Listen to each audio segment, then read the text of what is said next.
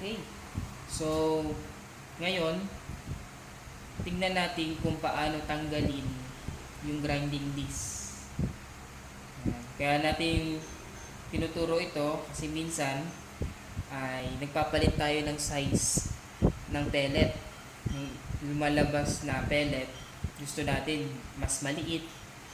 Ayan, gusto natin na mas makapal o mas malaki. Kaya minsan, kailangan natin palitan ng grinding disc.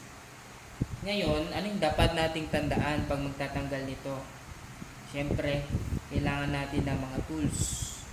At yung mga kakailanganin nating tools ay yung ganito. Yan. Ang tanggal ng screw.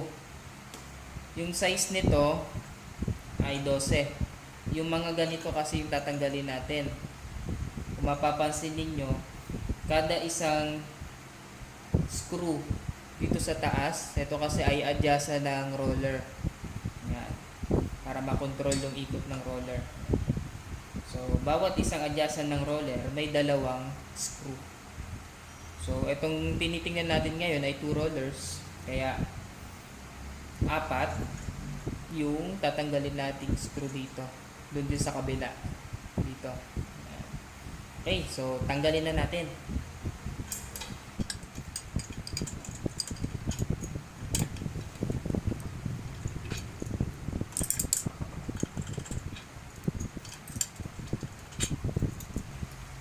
Yan, so natanggal na natin yung mga screw.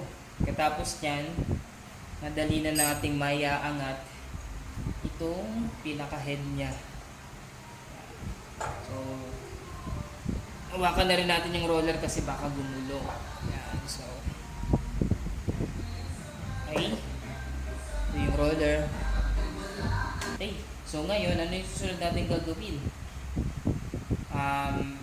Ito na yung grinding disc. Tanggalin natin itong pinaka-nut sa gitna.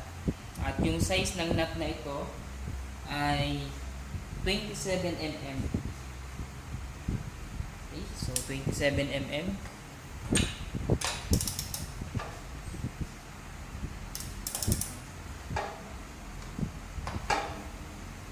So kailangan nating pwersahin talaga to.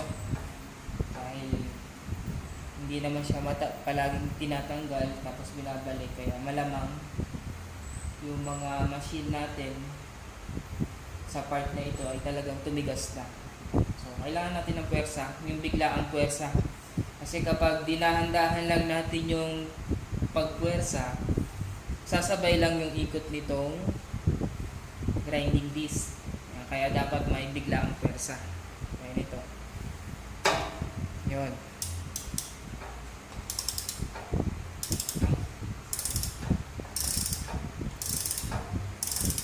Hawakan din natin itong disc para di siya sumabay sa ikot.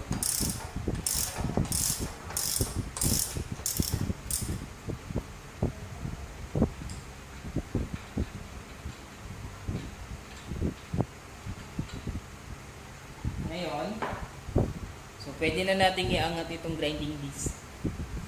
Pero, kailangan natin ng panungkit. Kung papansinin nyo, kaya may mga butas yan. Pero meron ditong dalawang butas. Ito, tsaka to. Yan. Ay, mas malaki ang butas dito kaysa sa iba pang mga butas na marami. Yan. Madalas, ito yung ginagamit ko para mabilis siyang maiangat. Meron akong ginagamit na bakal lang din. Yan. Improvise lang para madali kong masukit yung grinding disc. Yan. So, ito.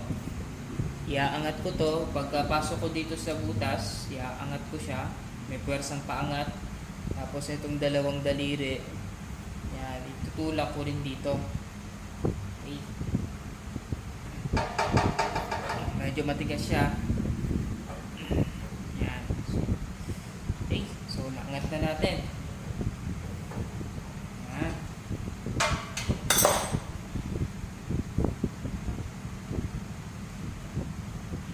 Ganun lang kasimple, pwede natin na siya ang maangat. At pagkatapos, yan. Ito palang grinding disc, meron siyang pinakalock, yung nalaglag na.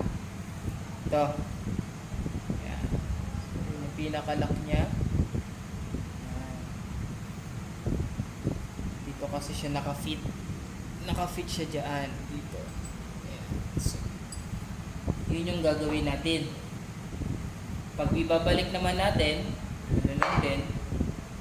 So, make sure na itatapat natin siya sa pinaka-butas para mailak natin ng maayos ito. Para mailak siya ng maayos, sikip. Pukin natin.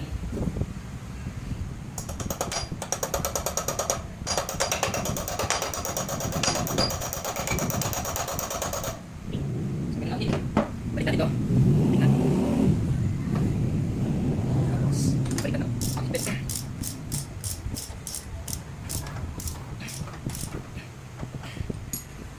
Okay, balik na natin ang roller.